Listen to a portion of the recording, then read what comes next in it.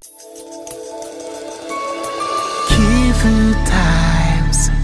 Kivu Times. Depuis le 28 février 2023, votre humble serviteur que je suis, Marc Malago Kachekere, assume l'intérim du gouvernement de province conformément aux lois du pays, et c'est à la suite de la déchéance du gouvernement provincial par l'Assemblée provinciale en date du 24 novembre 2022. Tel que constaté par son Excellence Monsieur le Président de la République, chef de l'État, et notifié par son Excellence Monsieur le Vice-Premier ministre et ministre de l'Intérieur.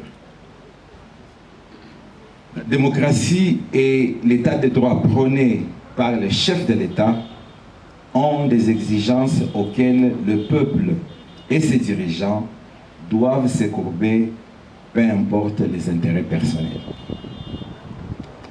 Loin de moi l'intention d'évaluer l'action du gouvernement missionnaire dont je fais partie. Cette évaluation appartient au souverain primaire et à ses représentants. Face aux défis auxquels fait notre province, le pardon et la cohésion sont les remèdes indiqués pour rassembler les filles et les filles du Sud Kivu autour de l'idéal commun de paix et de développement. Ainsi, au nom du gouvernement provincial que je dirige, j'invite humblement l'Assemblée provinciale à rejoindre le gouvernement provincial sur le chemin de la réconciliation entre les institutions provinciales d'une part et ces dernières et nos populations d'une autre part. Mesdames et messieurs de la presse, très chers compatriotes, l'heure n'est ni au bilan, ni à la chasse aux sorciers, comme le prétendent certaines mauvaises langues, mais plutôt à la cohésion et au travail. Je voudrais ici rassurer tout le monde, et surtout à la population du Sud Kivu, de ma plus grande détermination pendant mon intérim à ne ménager aucun effort pour répondre tant soit peu à ces attentes. Ma priorité sera focalisée sur la sécurité, le social, les infrastructures et l'accompagnement du processus électoral. Je vous promets une gouvernance axée sur la redevabilité et le dialogue social permanent. Ainsi, j'invite toute la population à accompagner le programme de 145 territoires initié par le chef de l'État, son Excellence Félix Antoine Tshisekedi Tshilombo. Je dois vous avouer qu'à la prise de mes fonctions le 28 février 2023, j'ai hérité d'une situation financière très catastrophique. En tout, 48 185,75 $ américains et 33 895 144 021 francs congolais. Nos services techniques à la matière sont à pied d'œuvre pour mettre au clair cette situation. Mesdames et messieurs, cette situation catastrophique rend difficile l'action gouvernementale. Ces défis nécessitent la mobilisation de tous pour les surmonter.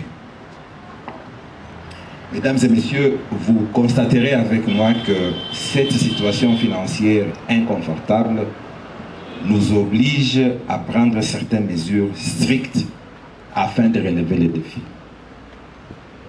1.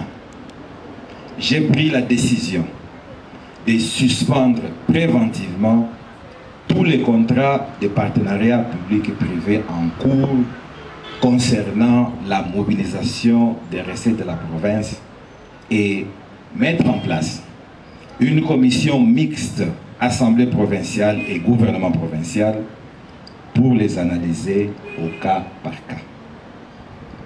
En attendant, les services techniques et les divisions vont reprendre la perception de toutes les taxes dues à la province et c'est sous l'encadrement de la DPMR. 2.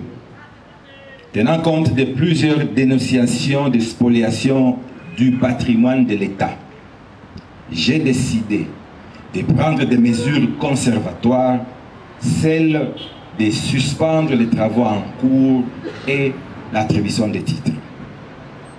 Une commission ad hoc sera mise en place pour analyser et me présenter un rapport pouvant me permettre de prendre de bonnes décisions. Mesdames et messieurs de la presse, très chers compatriotes, après avoir brossé ce tableau de la situation actuelle, j'estime que faire des jérémiades n'apportera pas de solution aux nombreuses attentes de la population.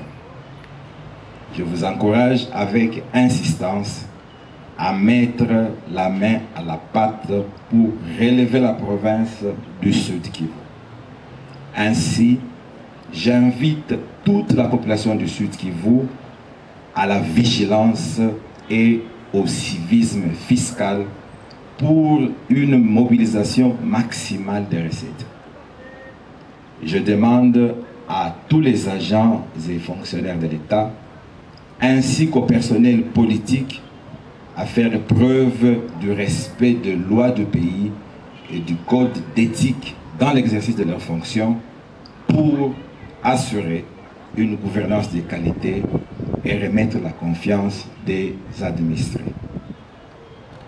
Je demande aussi à nos concitoyens de s'abstenir des actes de corruption pour ce qui est du paiement des taxes et impôts dus à l'État. Tous ensemble devons travailler main dans la main pour reconstruire la province du Sud Kivu, ce patrimoine commun, en nous inscrivant dans la vision du président de la République et chef de l'État, son Excellence Félix Antoine Tshisekedi Tshilombo.